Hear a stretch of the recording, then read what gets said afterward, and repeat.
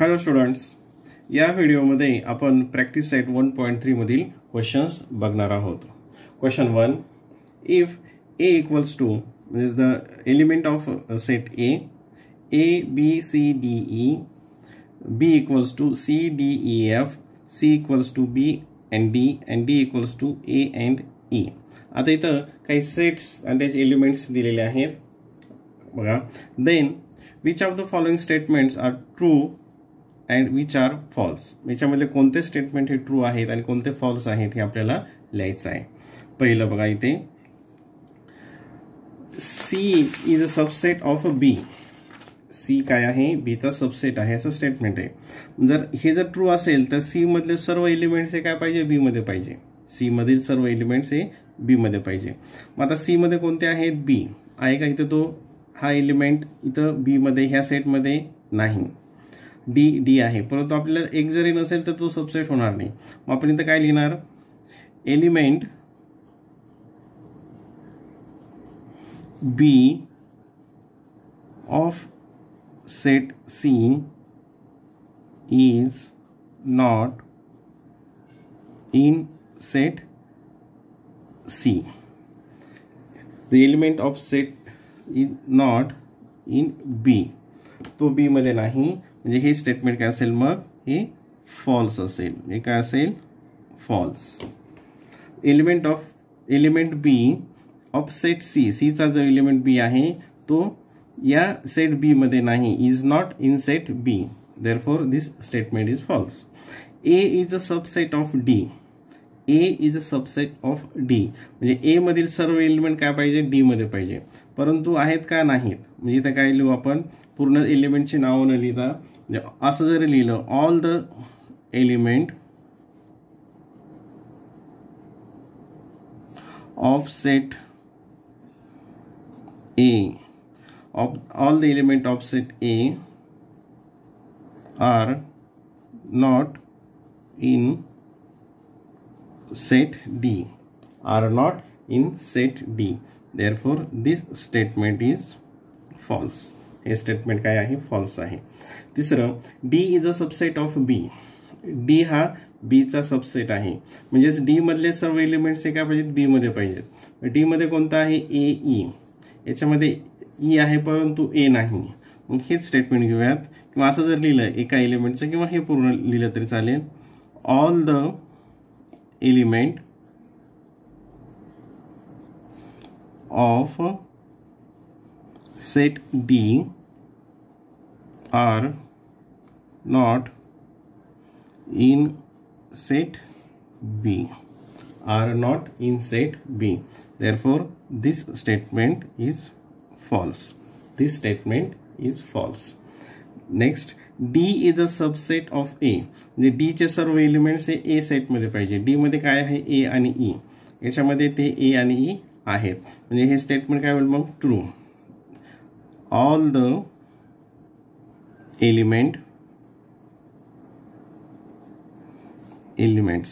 elements of set D are in set A. Therefore this statement is true. this statement काय आहे? True आहे. and next, B is a subset of A. B is a subset of A, म्हणजे B मधले सर्व elements A मध्ये पाहिजेत. C आहे, D आहे, E आहे, F नाही आहे. F नाही आहे. इथं काय लिहिणार आपण? All elements of set B are not in set A, are not in set A. Therefore this is the false statement. हे काय स्टेटमेंट आहे? फॉल्स. नंतर आहे C is a subset of A. मग C चे सर्व एलिमेंट्स A मध्ये आहेत का? इथं C चे एलिमेंट्स कोणते? B and D. B and D आहेत, म्हणजे हे ट्रू होईल. इथं काय लिहिणार आपण statement? All elements of set C are in set A. Therefore, this is a true statement. हे statement काय आहे? True आहे. Question number 2. Take the set of natural numbers from 1 to 20 as a universal set and show the set X and Y using the Venn diagram. आता एक universal set आहे, त्याच्यामध्ये कोणते numbers आहेत? नॅचरल नंबर्स 1 to 20, आणि हे वायचा एक set आहे, ते आपल्याला वेन डायग्रामद्वारे, आणि इथं युनिव्हर्सल सेट आणि वाय आणि इथं एक्स. तर पहिल्यांदा आपण युनिव्हर्सल सेट करूयात. त्यासाठी आपण काय करत असतो? रेक्टँगल ड्रॉ करतो. युनिव्हर्सल सेटसाठी एक रेक्टँगल इथं आपण ड्रॉ केला, आणि याच्यामध्ये कोणते असतील? सर्व नॅचरल नंबर्स फ्रॉम 1 to 20. आता इथं बघा, मग हा जो यू आहे युनिव्हर्सल सेट, त्याच्यामध्ये कोणते एलिमेंट्स असतील? 1 2 3 4 5 6 7 8 असं 20 पर्यंत. आणि एक्स इक्वल्स टू, एक्स मध्ये कोणते एलिमेंट्स असतील? बघा आता सेट एक्स इज द, याच्यामध्ये all the X such that X belongs to N. X is an element of N where X is greater than 7. एक्सची काय कंडिशन आहे? X is greater than 7 and less than 15. या कंडिशनवर इथं म्हणजे x जे काय असतील त्याच्यामध्ये जे 7 पेक्षा मोठे आहेत, म्हणजे 8 9 10 11 12 13 अँड 14 अँड लेस दॅन 15, म्हणजे हे कोणाचे झाले आता? एलिमेंट्स एक्सचे. आणि हे दोन सेट दाखवण्यासाठी आपल्याला काय करायचं आहे? इथे वेन डायग्राम दाखवायची, काढायची, आणि हे दोन्ही सेट त्यात दाखवायचे. आता तुम्हाला माहित आहे की हे जे रेक्टँगल इथे सर्वच येतील हे 1 to 20, पण त्याच्यातले हे एवढे जे आहेत ते एक्सचे आहेत, म्हणून त्यासाठी आपण इथं त्याच्यामध्येच एक वेगळा सर्कल ड्रॉ करूयात. मग हा आहे एक्सचे एलिमेंट. ते कोणते आहेत बघा इथे? मग 8 9 10 11 12 13 अँड 14. आता हे एक्स मध्ये पण आहेत आणि युनिव्हर्सल मध्ये आहेत, हे तुम्हाला माहिती आहे. आता मग उरलेले कोणते आहेत तिथं? बघा 1 2 3 4 5 6 7. आता 8 पासून याच्यामध्ये आहेत 14 पर्यंत. मग इथं कोणतं येईल? मग 15 16 17 18 19 अँड 20. बघा आता ही वेन डायग्राम, याच्यामध्ये हा युनिव्हर्सल सेट, त्याच्यामध्ये हे सर्व एलिमेंट्स आहेत 1 to 20 पर्यंत आले, आणि एक्स जो आहे ही जी कंडिशन दिलेली आहे, आणि ते या फिगरमध्ये आपण दाखवलेले आहेत. यालाच काय म्हणतात? Venn diagram. It is the representation of this two sets in this Venn diagram. आता 2 साठी क्वेश्चन 2. आता याच्यामध्ये वाय, यू तर तोच आहे, यू मध्ये जो आहे युनिव्हर्सल सेट तोच आहे. कोणता? 1 2 3 4 up to 20 natural numbers. And Y equals to, Y मध्ये कोणते एलिमेंट्स येतील? A set of Y such that Y element of N prime, N natural number, Y is the prime number from 1 to 20. म्हणजे 1 to 20 मधील कोणते numbers पाहिजेत? वायचे सेटचे prime numbers. म्हणजे कोणते असतील? Prime number 2 3 5 7 11 13 17 and 19. हे सर्व प्राइम नंबर्स आहेत. 2 3 5 7 11 13 17 19. आता हे दोन सेटसाठी आपल्याला काय करायचं आहे? वेन डायग्राम ड्रॉ करायची. तर अगोदर एक रेक्टँगल काढला. हा रेक्टँगल हा काय रिप्रेझेंट करतो? Universal set. हा युनिव्हर्सल सेटसाठी. आणि दुसरं आपल्याला आता वाय इथे दाखवायचे, वाय सेटमधले एलिमेंट्स दाखवायचे, त्यासाठी ही फिगर ड्रॉ केली. हा इथं आला वाय. वायमध्ये कोणते आहेत? Prime numbers. मग ते काय असेल? आपण 2 कॉमा द्यायची गरज नाही, 3 5 7 11 13 17 19. आणि यू मध्ये कोणते आहेत? 1 to 20. म्हणजे जे उरलेले आहेत ते आपण इथं बाहेर लिहूयात. 1 2 आलेला आहे, 3 आहे, 4 5 आहे, 6 7 आहे, 8 9 10 11 आलं, 12 13 आलं, 14 15 16 17 आलं, 18 19 आलं आणि 20. हे कोणते झाले आता मग सर्व युनिव्हर्सल, म्हणजे हे जे आहेत युनिव्हर्सलमध्ये हे सर्व आले आणि ह्या वाय सेटमध्ये हे इथले आलेले आहेत. आणि this is the representation of a set U and Y in a Venn diagram. Question number 3. U equals to U set U 1 2 3 7 8 9 10 11 12 हे एलिमेंट्स आहेत. P चे आहेत 1 3 7 10. Then show the sets U P and complement of P by the Venn diagram. आता आपल्याला इथं 3 set आहेत U P and the complement of P. हे 3 set आपल्याला Venn diagram द्वारे दाखवायचे आहेत. तर जसं आपण अगोदर दाखवलं होतं तसंच इथं सोल्युशन U मध्ये कोणते नंबर्स आहेत, कोणते एलिमेंट्स आहेत U चे 1 2 3 7 8 9 10 11 12. P मध्ये कोणते आहेत 1 3 7 10. आणि द कॉम्प्लिमेंट ऑफ P मध्ये कोणते येतील मग जे उरलेले, म्हणजे 2 एक असेल, नंतर 7 नाही, 8 एक असेल, 9 11 and 12 हे काय येतील कॉम्प्लिमेंट ऑफ द P. मग आता याचे फिगर ड्रॉ करत असताना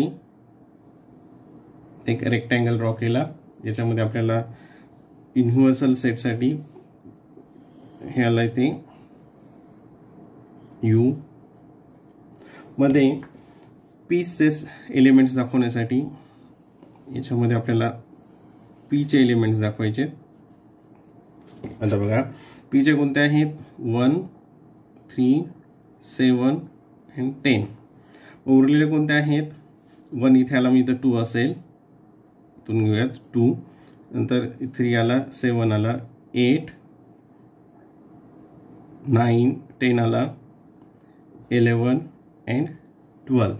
11 and 12 हे किती झाले इथे आता 4 5. ठीक आहे. आणि आता हा जो सेट आहे हा कोणता असेल the complement of P. The complement of P म्हणजे आपण आता U universal set P set and the complement of P हे वेन डायग्रामद्वारे इथे दाखवलेलं आहे. आता दुसरं काय व्हेरीफाय करायचं आहे. आता इथे बघा याचं रीडिंग कसं करणार. The complement of the complement set of P. The complement of the complement of set P equals to P हे आपल्याला व्हेरीफाय करायचं आहे. आता इथे बघा P चे एलिमेंट्स कोणते आहेत तुम्ही पाहिलेले ते ते गिवन मध्ये आहेत 1 3 7 and 10. मग द कॉम्प्लिमेंट ऑफ P याला 1 म्हणूयात, याला काय घेऊयात 1. द कॉम्प्लिमेंट ऑफ P म्हणजे कोणते येतील याच्यातून उरलेले, ते कोणते हे नसलेले म्हणजे कोणते येतील ते इथून जर घेतलं तर 2 3 नाही, 7 नाही, 8 9 11 and 12 हे आले द कॉम्प्लिमेंट ऑफ P. आणि आता the complement of the complement of P set म्हणजे complement of the complement of P then there it's complement. मग याचे कॉम्प्लिमेंट मग याच्या व्यतिरिक्त कोणते येतील या ठिकाणी या सेटमध्ये 1 3 7 8 1 8 येणार नाही इथं आहे, 9 नाही, नंतर 11 पण नाही, 9 नंतर 10 असेल, 11 12 इथं आलेले आहेत म्हणजे ते येणार नाहीत. हे झालं इक्वेशन 2. आता फ्रॉम इक्वेशन 1 and 2 हे सारखंच आहे. हे 1 याचे elements 1 3 7 10 1 3 7 10. Therefore complement of the complement P equals to P हे इथं व्हेरीफाय होतं, इथे व्हेरीफाय होतं. हे लक्षात आलं. Question number 4 A equals to म्हणजे element of set A 1 3 2 7. Then write any 3 subset of A. आता याच्यामध्ये याचे जेव्हा आपण सबसेट लिहिणार त्याच्यामध्ये मग एक नील पण असेल, एम्प्टी सेट पण असेल तो, नंतर याच्यामध्ये 1 आता 1 पण असेल, फक्त एलिमेंट्स 1 असेल, एलिमेंट 3 असेल, किंवा मग 2 2 3 3 चा गट असेल. आता बघा बी इक्वल्स टू बी सेट, याच्यामधले कोणता एलिमेंट्स घेतला, एकच एलिमेंट घेतला आपण 1 घेतला, तर आपण काय म्हणणार मग B is a subset of A. B is a subset of A.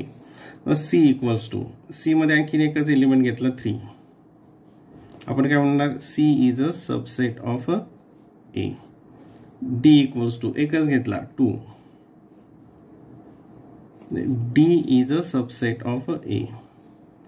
लक्षात येते. आता इथं 2 2 3 3 घेतलं तरी काय फरक पडत नाही. समजा डी नंतर ई घेतला एक, E equals to the elements of E 1 3 and 2, म्हणजे असं होईल E is a subset of ए.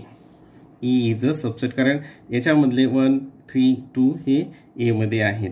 आणखीन एक घेऊयात, एफ इक्वल्स टू 7 3, 7 and 3 घेतला, म्हणजेच काय होईल मग F is a subset of A. आपल्याला 3च सांगितलेत, आपण आणखीन याच्यामध्ये आणखीन बरेचसे करू शकतो. क्वेश्चन नंबर 5 हा काळजीपूर्वक बघा. P is a set of write the subset relation between the sets. आता इथे सबसेटचं रिलेशन दाखवायचं आहे. P is a set of the all residents in Pune. M is the set of all residents in Madhya Pradesh. I is the set of all the residents in Indore. B is the set of all the residents in India. And H is the set of all the residents in Maharashtra. आता कोणते कोणते subset होतात कोणाकोणाचे बघा. P is a subset of. P कोणाचा आहे, कोणते आहे त्याच्यामध्ये एलिमेंट्स, पुणेमध्ये. म्हणजे पुण्यामध्ये असेल तर म्हणजे तो काय असेल, इंडियामध्ये असेलच. मग P is a subset of B. जो पुण्यामध्ये आहे तो महाराष्ट्रात असेलच, मग P is a subset of H. ठीक आहे. नंतर M मध्य प्रदेश, M जो मध्य प्रदेशमध्ये आहे तो इंडियामध्ये असेलच, म्हणजे M is a subset of B. M is a subset of B. नंतर काय आय, इंदोर. आय सेट कशाचा आहे, इंदोरचा. I is a subset of, जे इंदोरमध्ये आहे ते मध्य प्रदेशमध्ये असतील, म्हणजे काय येईल तिथं M. नंतर जे इंदोरमध्ये आहेत ते इंडियात पण आहेत, म्हणजे I is a subset of B. नंतर बी हा तर इंडियामध्ये याच्यात येणार नाही.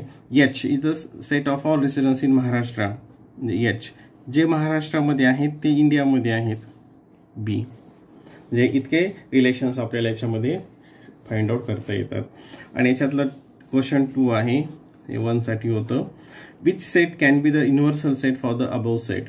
आता तुम्ही पाहिलं की सगळ्यांमध्ये हा जो बी आहे हा काय होईल, याच्यामध्ये युनिव्हर्सल सेट इंडिया, कारण हे बाकीचे सर्व कशामध्ये येतात, इंडियामध्ये येतात. Therefore set B is the universal set for above sets. For above set B is the universal set, या सर्वांसाठी होईल. Question number 6.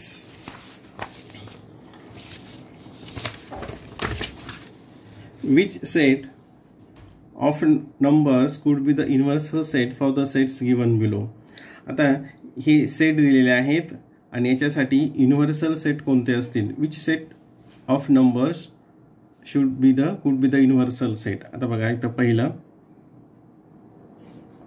A मध्ये set of all multiples of B, म्हणजे ऑल मल्टिपल्स ऑफ 5, 5चे सर्व मल्टिपल्स म्हणजे कोणते दिले ते 5 10 15 20 हे सर्व.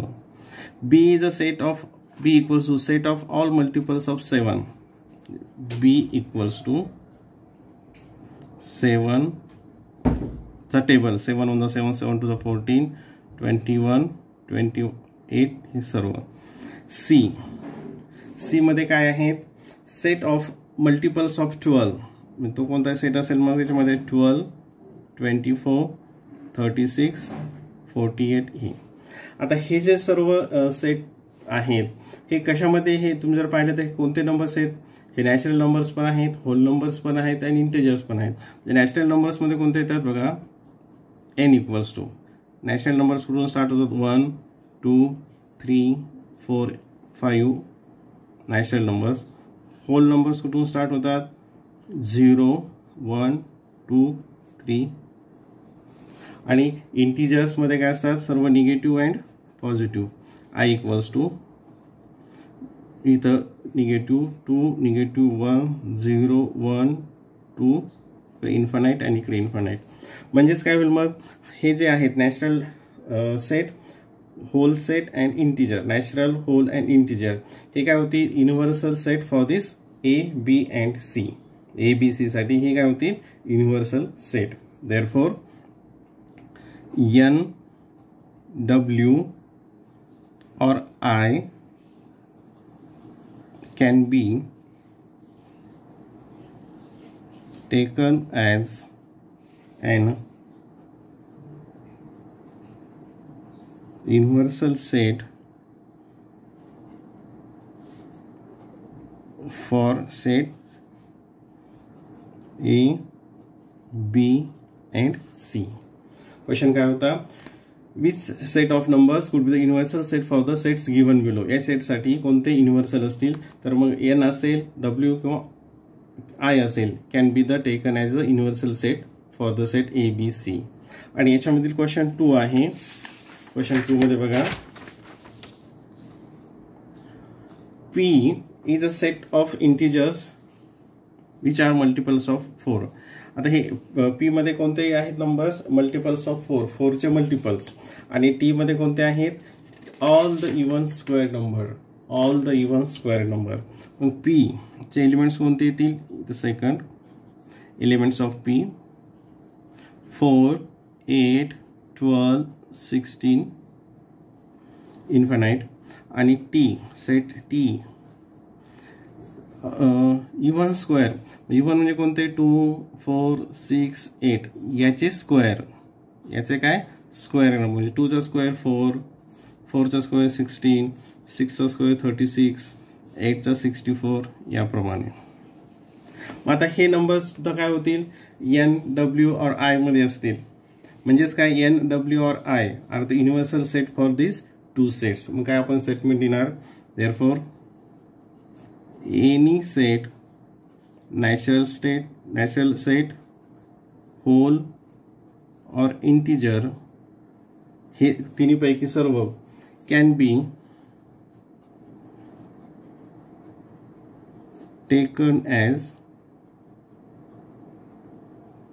universal set for set P and set T. Set P and set T हे सर्व युनिव्हर्सल सेट असतील या दोन्ही सेटसाठी. Next question, question number 7 easy आहे. Let all the students of class is an universal set. Universal सेटमध्ये काय आहेत, सर्व स्टुडंट्स आहेत. Let A be the students who secure 50% or more marks in math. आणि A सेटमध्ये कोणते आहेत, 50% किंवा 50% पेक्षा जास्त मार्क्स घेतले मॅथ अशांनी. Then write the complement of set A. म्हणजे एचा मग कॉम्प्लिमेंट लिहायचा आहे. आता बघा इथे